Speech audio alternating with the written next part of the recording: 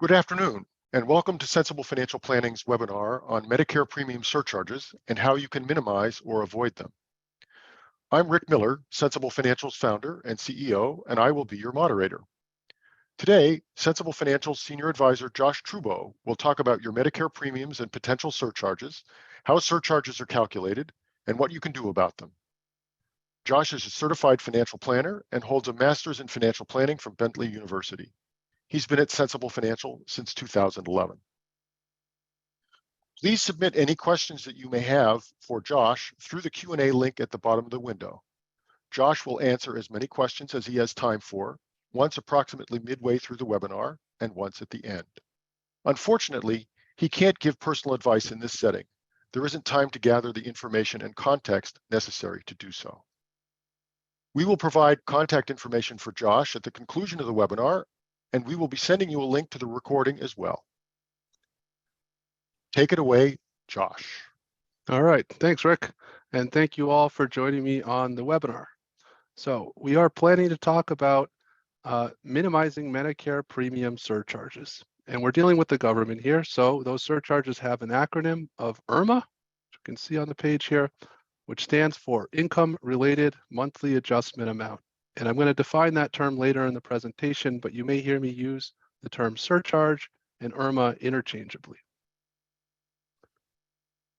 The topics we're going to discuss today should help provide ideas for ways to reduce Medicare surcharges. And this information, as Rick said, is not intended to be individual advice, and we recommend that you consult with your accountant before implementing any of the strategies that we discuss today.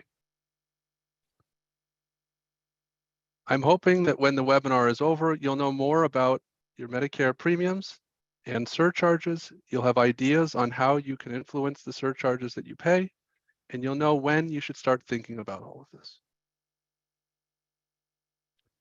So as we said, Medicare may include surcharges. There are base premiums and there's a possibility for surcharges. And whether you pay the surcharge or not depends on your income. We're going to be discussing the surcharges, who pays them, and ways to reduce those surcharges over the next hour. So you may be familiar with the standard base premiums that you pay for the different components of Medicare. However, surcharges tend to be confusing for many retirees. You may have received a letter in the mail that looks similar to this shrunk version here on the bottom of the webinar that's being highlighted here. And that is not a bill, but you may receive this letter and it's a forewarning of what to expect for premiums next year. There's a lot of information contained in the letter. The font is small and it may be overwhelming. The letter includes information about Social Security's determination of your Medicare premiums and potential surcharges and your appeal rights. Medicare surcharges are additional costs, which you could think of as taxes, that increase your monthly premiums for Medicare Parts B and Part D. When I use the term IRMA or surcharge, I'm referring to the additional premiums that you pay on top of those base premiums. In this first half of the webinar, I'm going to be discussing how the surcharges are determined and how much they can add to your base premiums. And a link to this sample letter will be posted when this presentation is made available. So I'm not going to go into a lot of depth about the components of Medicare here, but you can see that there are different parts to Medicare, and those are represented in the first column. The second and third columns show monthly base premium amounts and whether that particular component may be subject to any surcharge. Parts A and B, for most people, everybody pays the same base amount. A is generally free, and Part B has a base of $170.10 per month in 2022. Medicare Part D and Medicare Supplemental or Medigap are private insurance policies, and premiums you pay depend on the policies that you choose. Only Part B and Part D have the potential for IRMA surcharges, and this is what we're going to be focusing on today. All right, so let's think about how those base premiums are calculated. What we're looking at here are the last 11 years of Medicare Part B, just the base premium.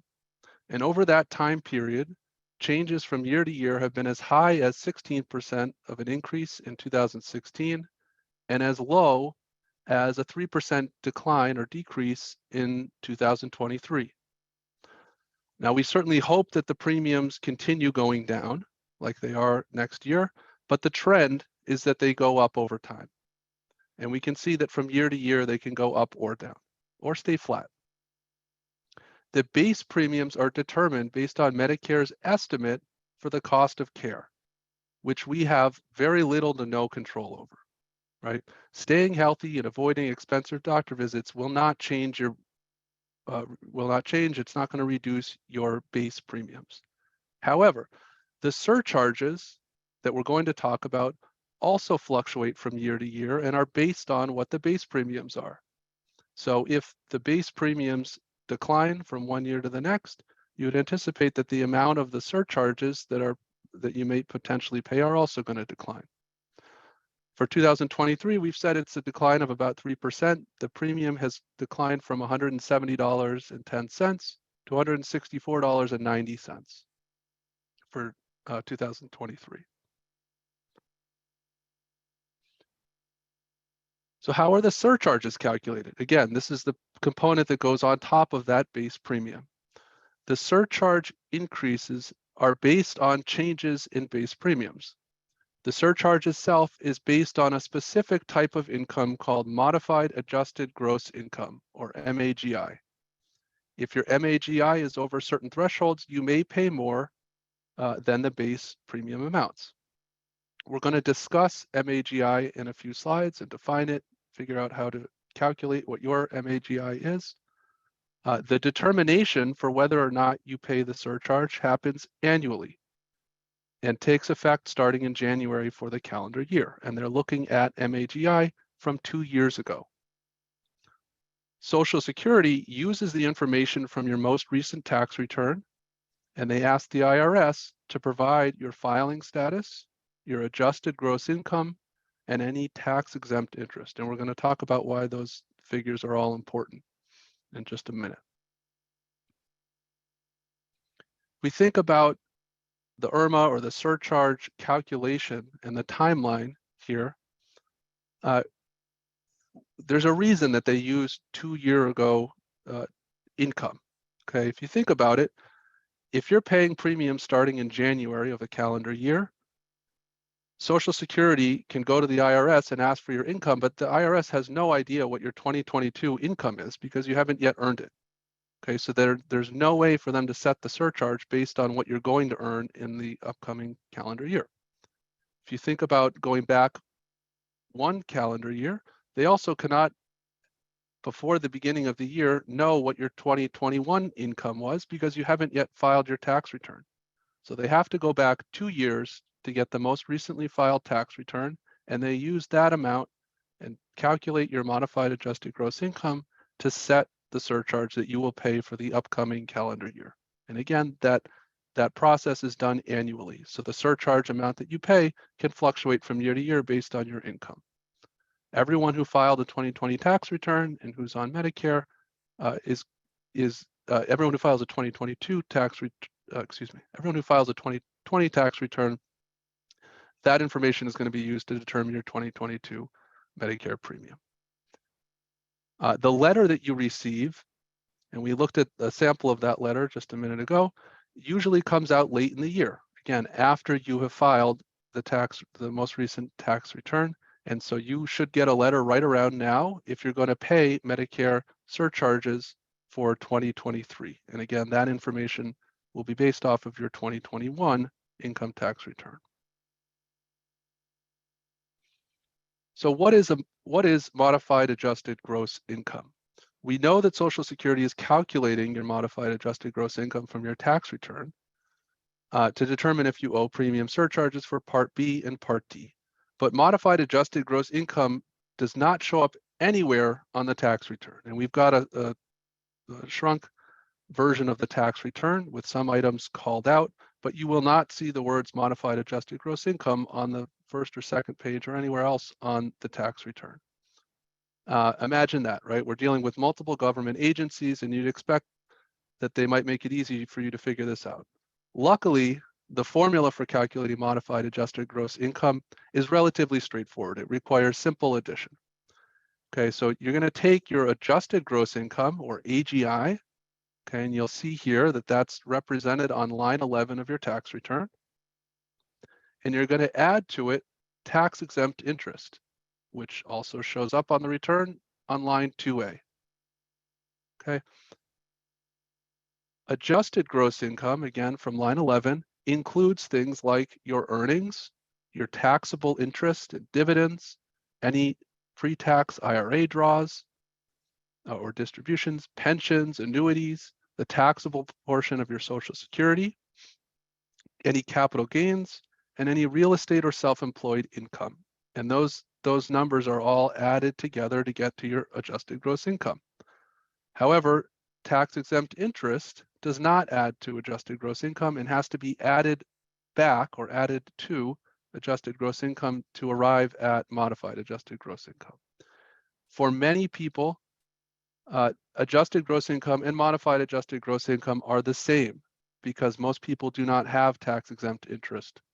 And so there's nothing else to add. You just look at adjusted gross income and you'll use that figure as an estimate for your modified adjusted gross income.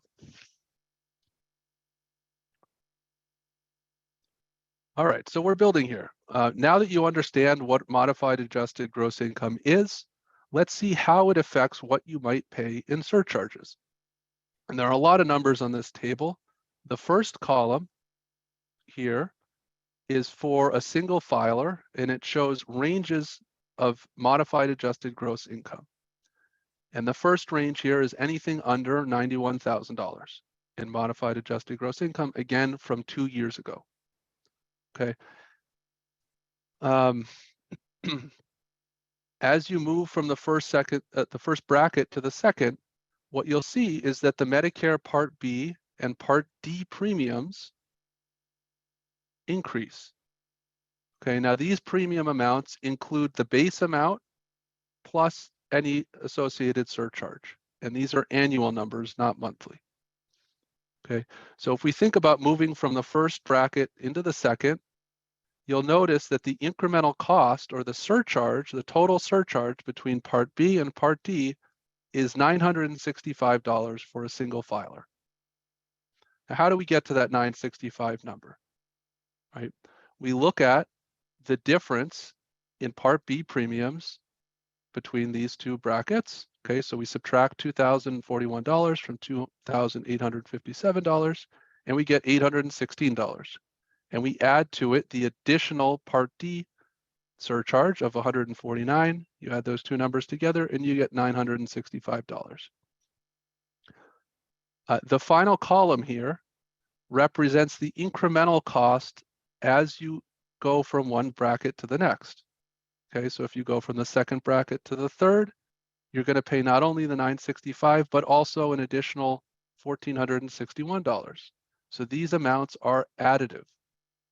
Okay, if you are an individual filer and you're in the highest bracket here with $500,000 or more in modified adjusted gross income, your total for the year is going to be $5,833 in additional surcharges between Parts B and Part D. Looking at the married filing joint tables, we read the chart the same way. Okay, so if you're married and you file jointly, you will use this table. You'll notice that many of the numbers in the first set of brackets here for income are double what they were in the single bracket, but that's not true at these higher levels. For couples, the IRMA, or the surcharge, can be as high as $11,666 for the year if you're in this top bracket, okay, or almost $1,000 a month. Not insignificant, okay? So that's why in the second half of this presentation, we're going to focus on things that you can do to keep your modified adjusted gross income below certain brackets and trying to minimize how much or how many surcharges you pay. Now, I know that we have attendees who are married and file separately. Okay, that's another type of filing status. Married couples who file separately do not enjoy being able to use either the single or the joint table that we just looked at. Instead, there's a compressed set of brackets that penalizes this filing type. So income under $91,000 per person still pays just the base premiums for Part B and Part D, but then after 91,000, anything between 91,000 and 409,000 in modified adjusted gross income jumps all the way up to this second to last tier, which means that you're paying on an individual basis. I'm going to go back a page. You're going to pay the 965, the 1461, another 1460, and another 1460, with income anywhere between 91,000 and 409,000, and above 409,000, you're paying at the top tier. So anyone filing, married filing separate is going to pay generally higher surcharges than they would if they were filing jointly.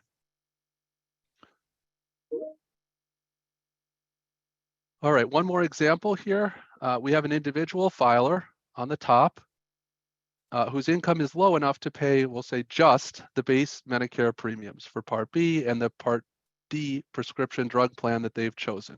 And the number here, $66.20 a month, we're looking at a mid-tier or a mid-cost plan in Massachusetts. So this number will be dictated by the plan that you choose, but we've got a mid-cost plan shown. The bottom individual is in the highest bracket. Okay, they're going to pay the exact same base premiums for Part B and Part D.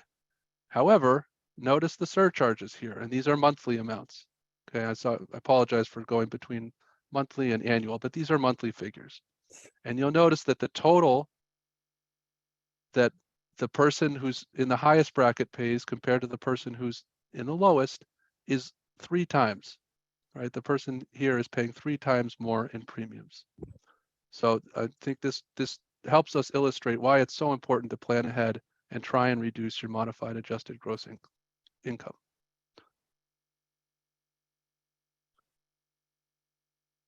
So at this point, I think we're going to stop and pause. We'll take questions. And Rick, I think if you can moderate here and see what questions we have, I'll be happy to answer questions at this point.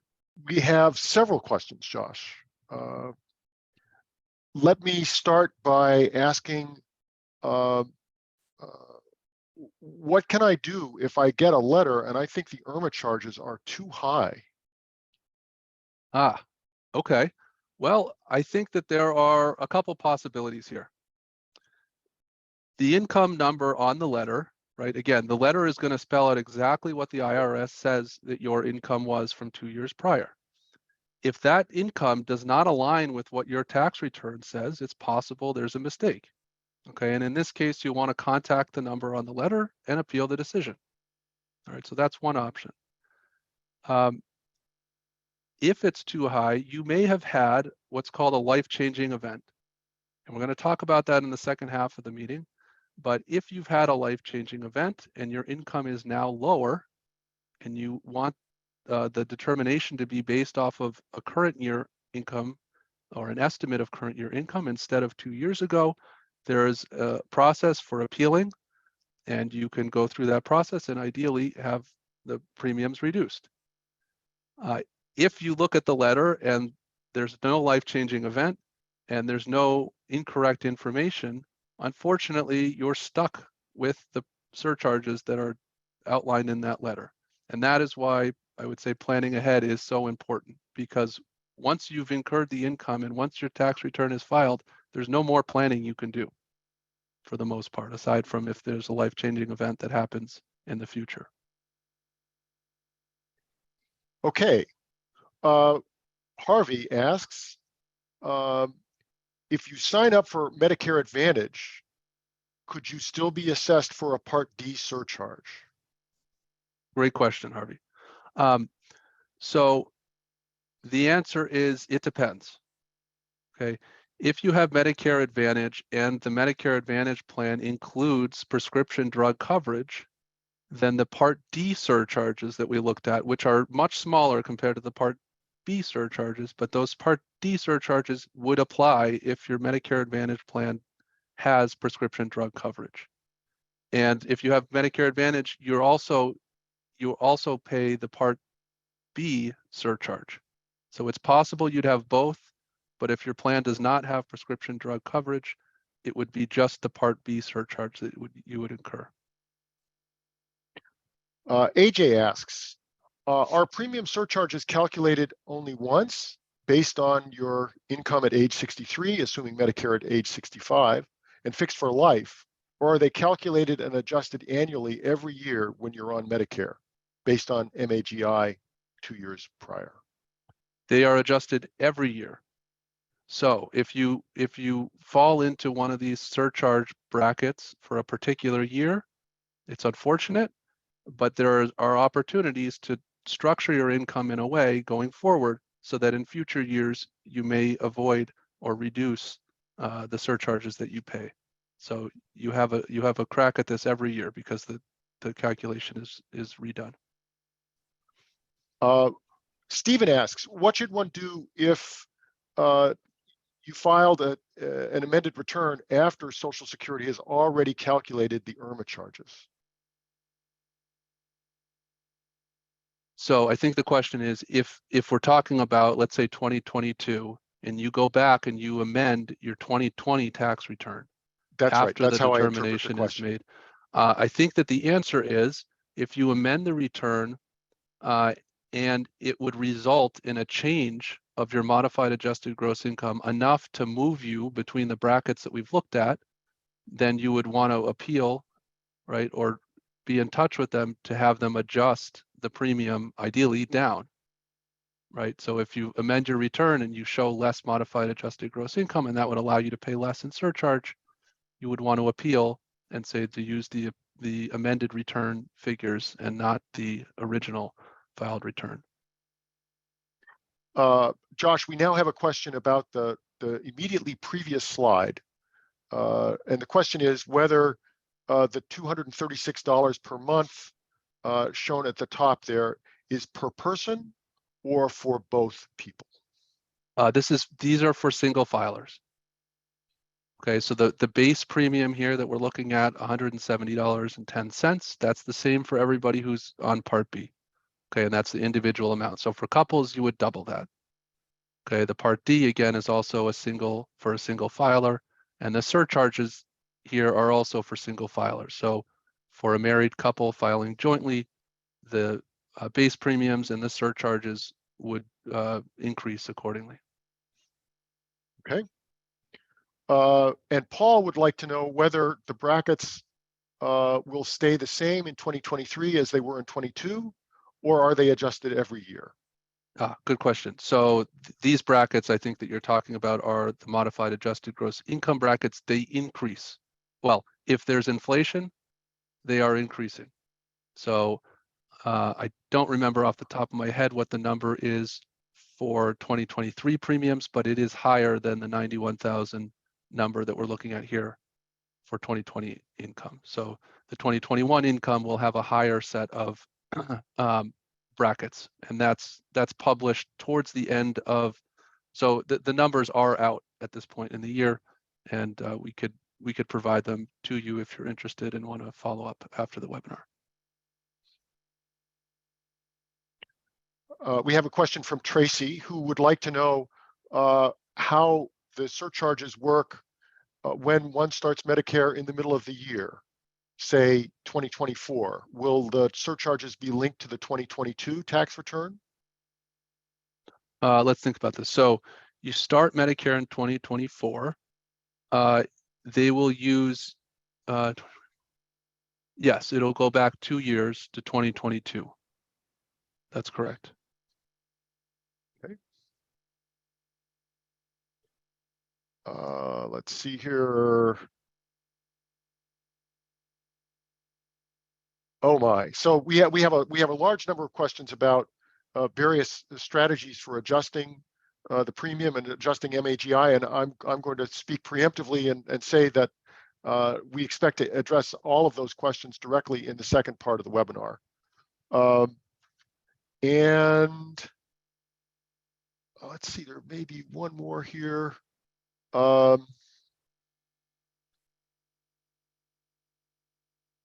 this is an interesting question. I'm not sure about whether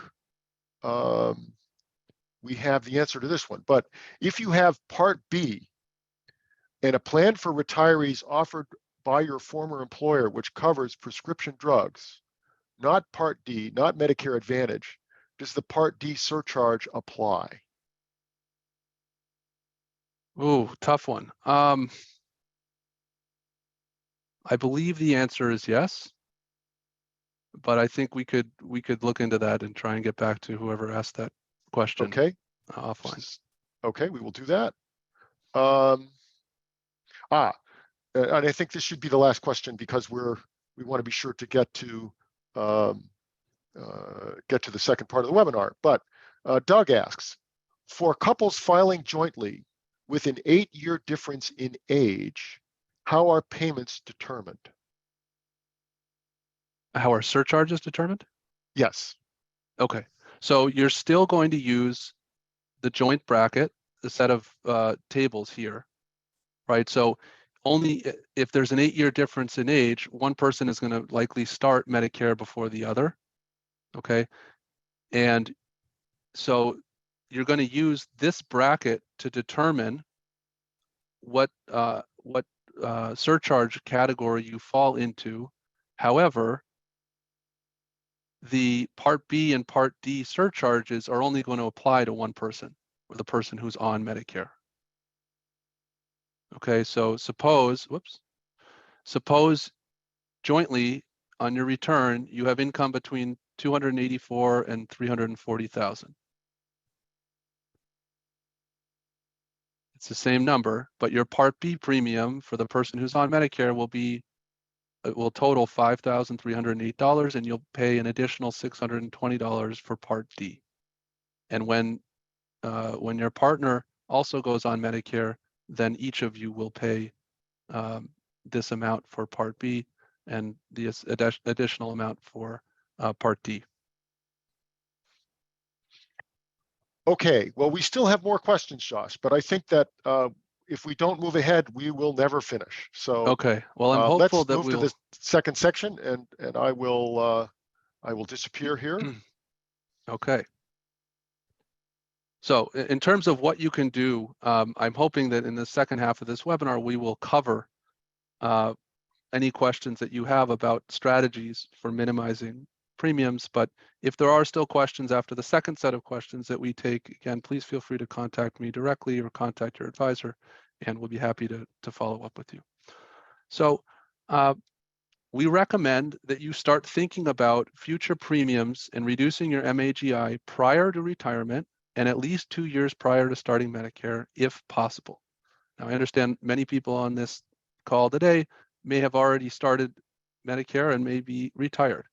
Even if you're already on Medicare or retired, your ongoing income matters, again, because they're going to do that calculation every year. So there's an opportunity to plan ahead every year.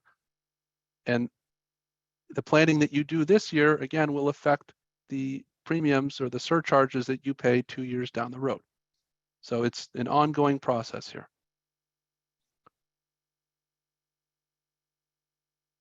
One more time to illustrate why the planning ahead is so important.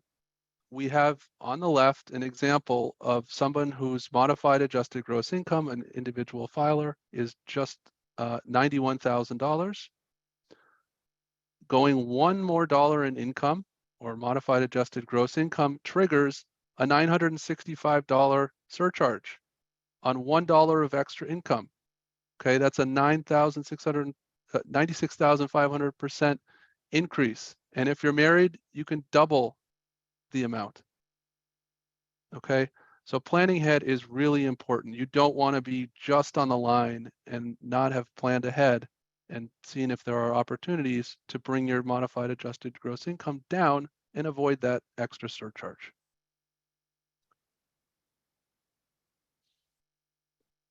All right, so we've talked about how modified adjusted gross income is calculated, the types of income that go into AGI, and what types of tax-exempt interest get added on top, but not all income is created equally when it comes to the effect that it has on modified adjusted gross income and Medicare surcharges.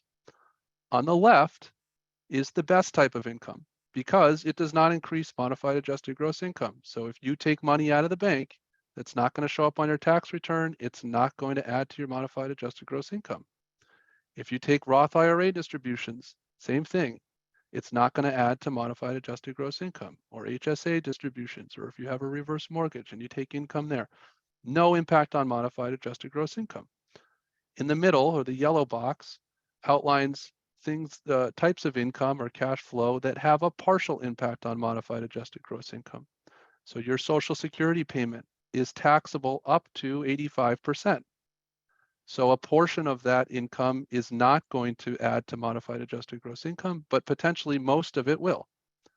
If you take money from a taxable brokerage account in retirement, most likely you purchased the securities long ago. They may have capital gains, and the gain or the amount above what you paid for that position that you're selling to get the income is considered a capital gain, and you add that amount to your modified adjusted gross income. Okay, same thing with the sale of a property. If you downsize your home, or if you sell a vacation home or an investment property, any capital gains are counted in adjusted gross income, and they therefore increase your modified adjusted gross income. The category on the right, the red, is what we'll call the worst type of income, in the sense that any dollar that you take from one of those sources is going to have a dollar for dollar increase on your modified adjusted gross income. Okay. So at this point, we've discussed how premiums are calculated, how different types of income affect your modified adjusted gross income, and we're going to get into what you can do to control your modified adjusted gross income and minimize or avoid paying the surcharges. And that's why everyone's here, right? So we're going to cover each of the strategies listed here individually on the next set of pages. A combination of these strategies may be necessary to avoid surcharges. However, no matter what you do, surcharges may be unavoidable in some years for some people. Okay, if you have enough income, let's say from Social Security and a pension, and you have to take distributions from your IRA, there may be no way to avoid going over one of the thresholds. Okay, but for many people, there is opportunity. Okay, because you have other types of income that you could draw from that you may need, in addition to those other sources that you have no control over.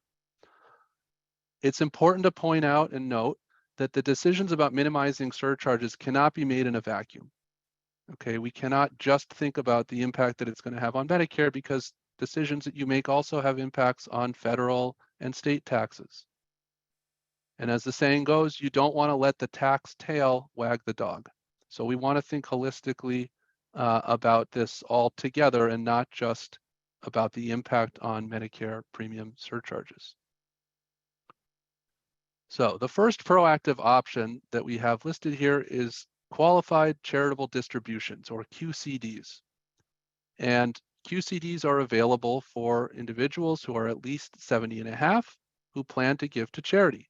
And a qualified charitable distribution is a distribution from a pre-tax IRA or retirement plan that goes directly to a charity. Okay, QCDs do a number of things. We'll say 3 things. I think the most important, they give money to the charities that are important to you.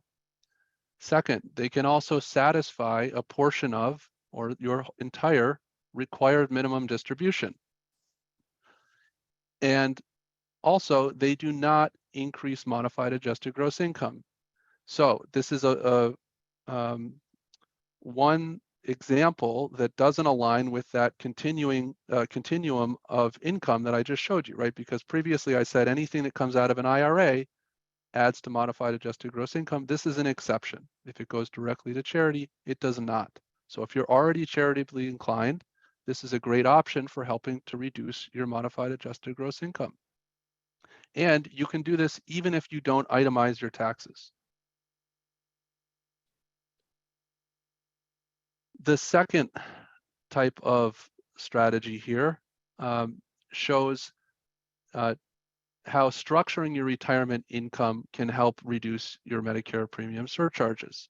Okay, we're looking at in a naive approach versus a strategic approach, okay, for a single filer.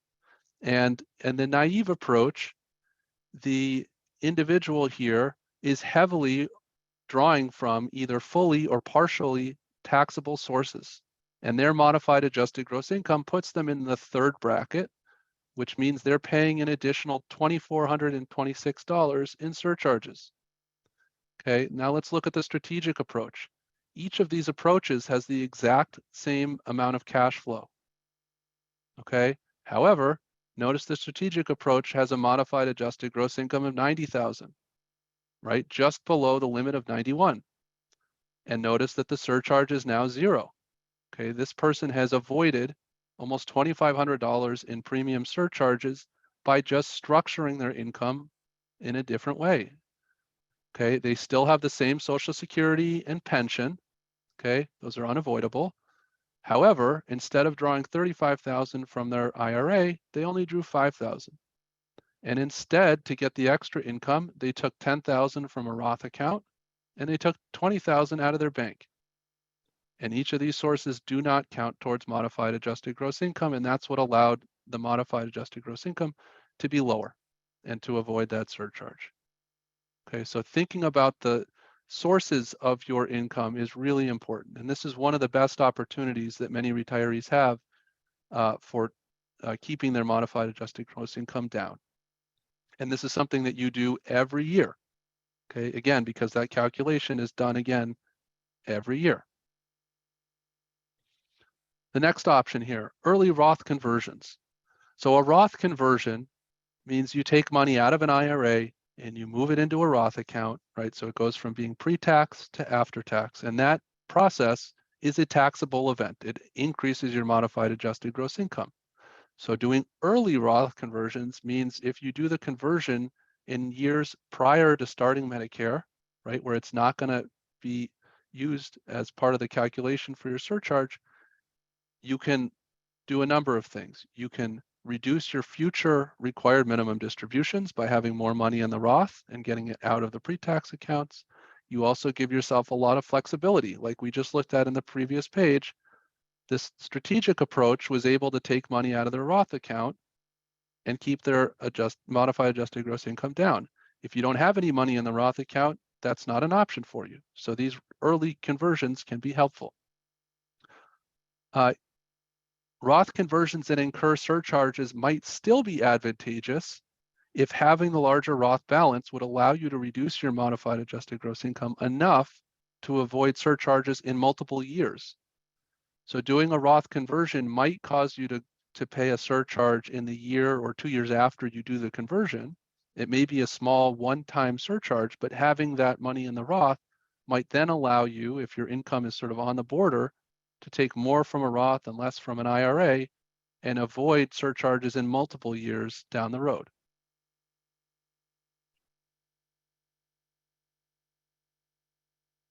So getting more money into the Roth accounts and doing it early gives you more flexibility. The next proactive option here has to do with modifying the way that you invest. There are four bullets here. The first is asset location. And what I mean by that is placing tax inefficient assets in tax deferred accounts. Doing so can help reduce your income. So for example, if you hold a bond fund in a taxable brokerage account, every year you're going to get interest payments, and those interest payments count towards adjusted gross income and modified adjusted gross income. However, if you held that same bond fund instead in an IRA account, that income is still going to accumulate, but it's accumulating tax deferred. And that does not flow through to modified adjusted gross income. You don't pay tax on it until you take a withdrawal. So that's one approach. Strategic capital gain and loss realization.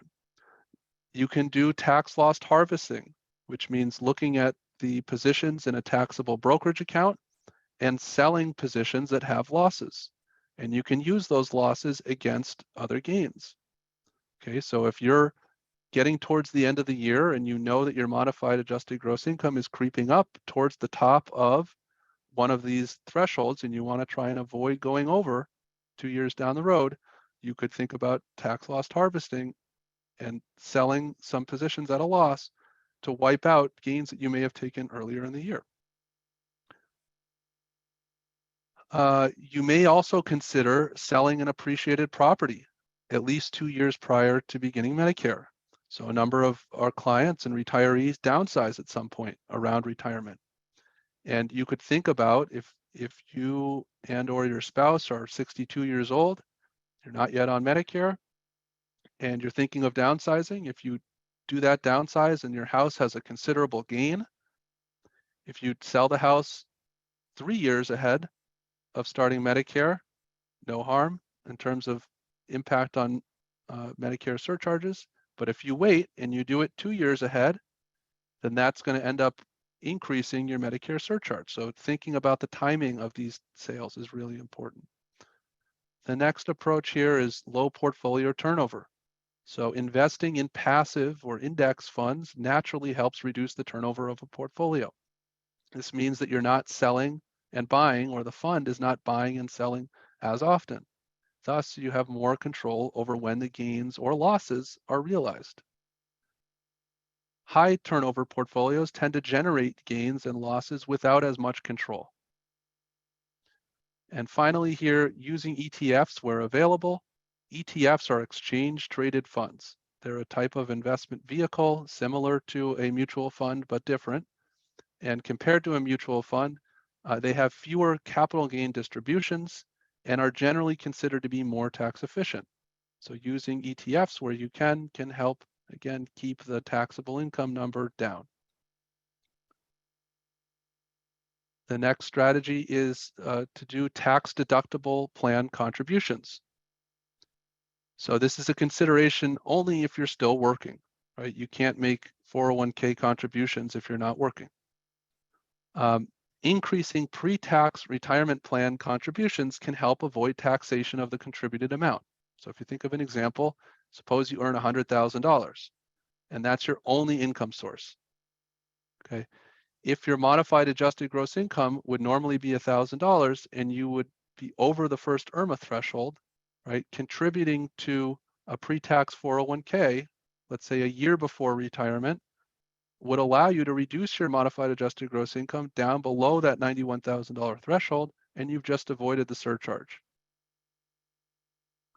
It's important to note here, HSA contributions do help reduce modified adjusted gross income, but you cannot contribute to an HSA while you're enrolled on Medicare.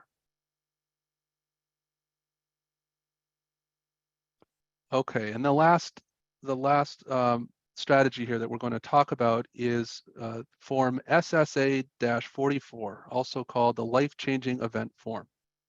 Okay, there are 8 life-changing events that might allow you to have your IRMA calculation based on your estimate of the current year income instead of using income from 2 years prior. Okay, those life-changing events are a marriage, a divorce or annulment, death of a spouse, a work stoppage or reduction, loss of an income-producing property, loss of pension income, or employer settlement payment. So filing this form can be advantageous if your income was higher previously. Let's say you stop working or have a different qualifying event, and now this year your income is reduced.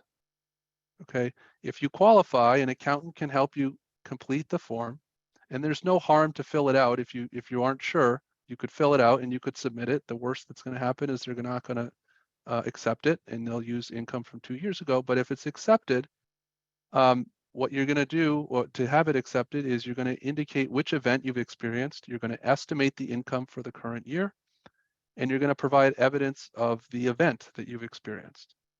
And again, if you qualify, your modified adjusted gross income for the current year will be used instead of 2 years prior. And that's how they'll set the surcharge.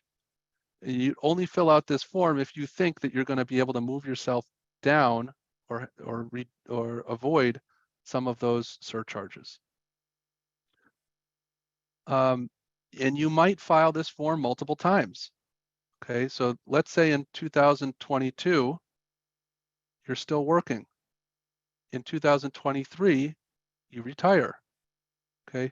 In 2023, you could file this form. You're going to get a letter at the end of this year saying you're going to owe surcharges, and then you're going to promptly, ideally within 60 days of receiving the letter, you could file this life-changing event form, right? And you could say, well, in 2023, I am now retired. So don't use my 2021 income tax return. I want you to use my estimate for 2023.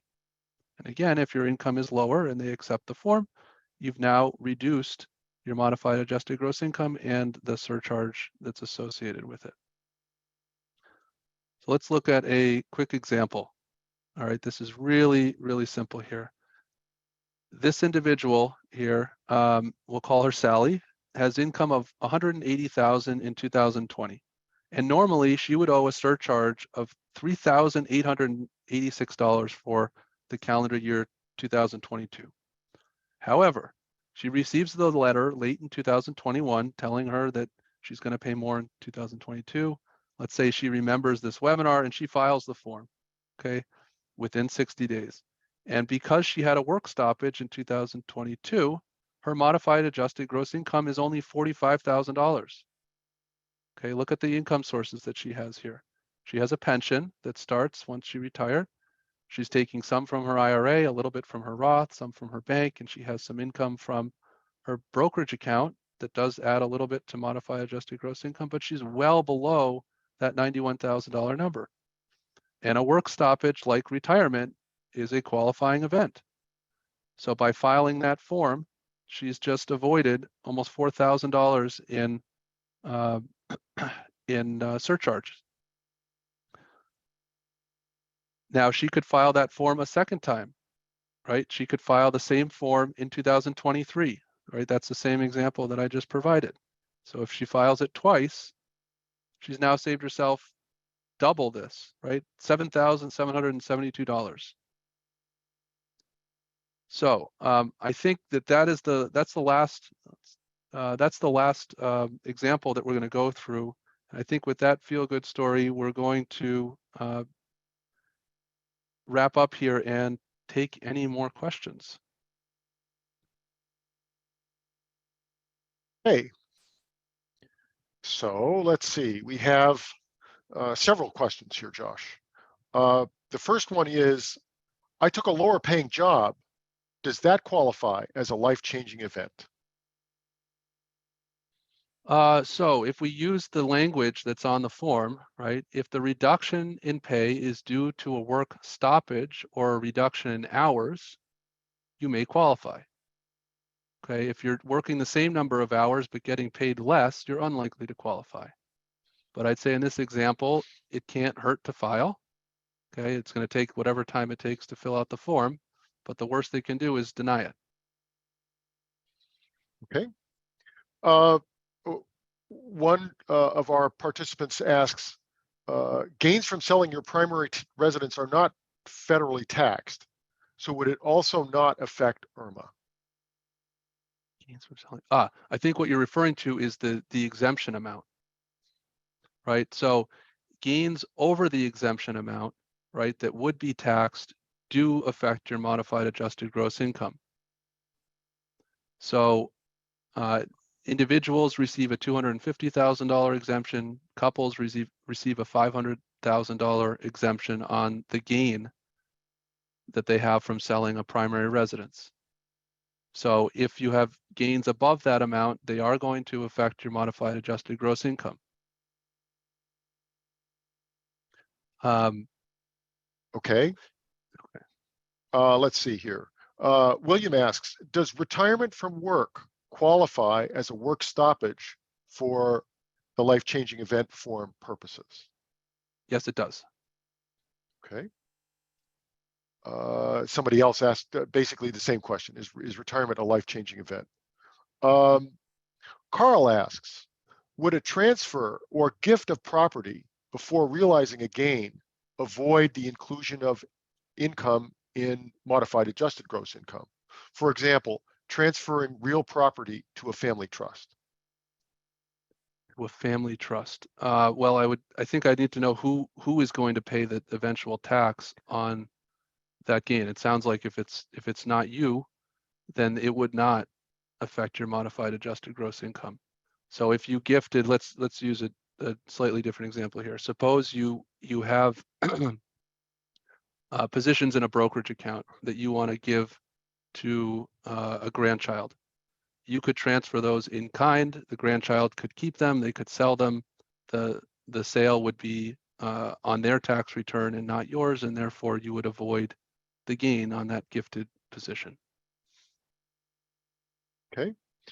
Meg asks, is $91,000 the first threshold for surcharges? For individuals, it is. Okay. And that's for income from 2020. Again, that's only going to affect your premiums for 2022. In 2023, that number is going to increase or has increased. Okay. Paul asks, how can you estimate what the brackets will be in 2 years so you can fine tune your current year modified adjusted gross income? Really good question. Unfortunately, you can't. So the numbers for 2023, right? So the premiums that you pay in 2023 are based off 2021 income, and we don't receive those numbers until late in the year 2022. So The threshold numbers. The threshold numbers, that's right. So planning, you're sort of always 2 years behind, unfortunately. And if inflation has been really high, you have a little bit more flexibility than is shown in the numbers, but unfortunately, you're not going to be able to know exactly what the numbers are until they're published, and you're going to be at least a year behind. Okay, so there, I believe, and I will ask this myself, I believe that there are websites that assert that they can tell you in 2021 what the 2023 numbers will be. With what confidence should we, how much confidence should we assign to these forecasts? Well, we're going to talk about this, I think, in the wrap up. But one of the things to say here is you want to plan a bit conservatively, right? We've seen that if you suppose you go off of one of those websites and they tell you that the income is going to go up, and you push your income just up to but not above that threshold, and it turns out they were wrong by $10, right? If you've now exceeded the threshold by $10, you're going to be pretty unhappy. So I think in planning conservatively, you want to go, I would say, up to the top of the income numbers that are published and not beyond, even though it's likely that the numbers are going to increase. Okay. Someone asks, could the IRMA thresholds go down? IRMA thresholds go down. Well, I think actually what you mean is, well, let me go back to the to the tables here. I think there are kind of two questions in there, right? One of them is, could the ranges for MAGI go down, right? So instead of for joint filers it being 182, could it be 180 or 175 the next year? Mm-hmm. And then the second question would be, could the incremental IRMA costs change, go down? Okay, so I can answer the second question. The second answer is yes, these surcharges can go down and have gone down. So in 2023, the surcharge amount for Part B and Part D at each of these thresholds is lower than it was in 2022. Okay, and that's because the base premium for 2023 is lower than it was for 2022. In terms of whether the range can decrease, I don't know the answer to that. We could follow up. Okay. All right. Okay, here's an interesting question. This is perhaps a stumper, Josh. With a life-changing event for work stoppage, do they account only for earnings? Or if someone had made a large Roth conversion that still keeps you in a surcharge bracket, would that, perhaps I could try to say the question a little differently. Suppose that in 2020, I made a large Roth conversion, and that pushed me into a higher IRMA bracket. But in 2022, I didn't make a Roth conversion, so my income's lower. Can I file a life-changing event form in that circumstance? No, not because you filed, not because you did a Roth conversion in one year and didn't do it in another. That would not allow you to file the life-changing event form. Good try, Okay, though. good try, right? All right. I find this interesting. What if you underestimate your income on the life-changing event form and subsequently exceed the threshold for IRMA? Is there a penalty? I don't know if there's a penalty, but they will true up the amount that you should have paid. So if you file the form, you're going to have to estimate. Let's say you file the form in early 2023. You're going to say, use my 2023 income. And they're going to say, well, what is your income? And you're going to list a number or a set of numbers and arrive at a modified adjusted gross income. And if you were wrong, and then you file your return later and it will be, it sort of catches up to you. So yes, you will end up paying what you should have paid. I'm not sure if there's a penalty on top of the adjustment that happens as well. Very good. Okay, so I think we've taken all the time we have for questions at this point. And Josh, I believe you may have some concluding remarks. Thank you. Okay. All right, so I hope that everyone has learned a lot about Medicare premiums and the tools that you have at your disposal to combat these surcharges.